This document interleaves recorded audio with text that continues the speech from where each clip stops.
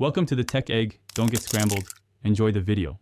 You start by installing the updated old roll camera app and granting the essential permissions so the app can access camera and storage.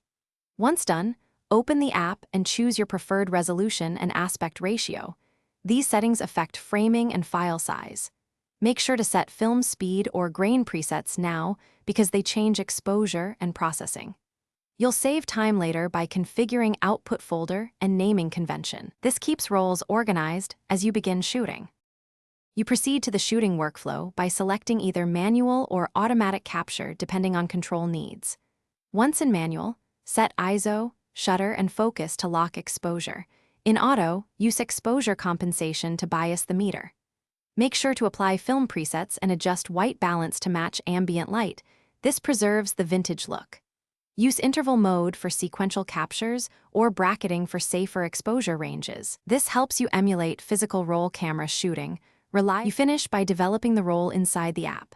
Select the development profile, crop to desired frame, and dial in grain or light leak intensity.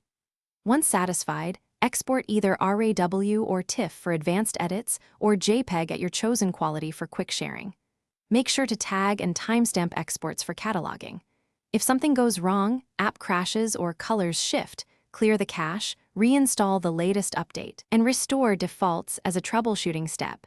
That usually resolves corrupt settings or permission conflicts. Thanks for watching. Consider subscribing if I helped unscramble your problems.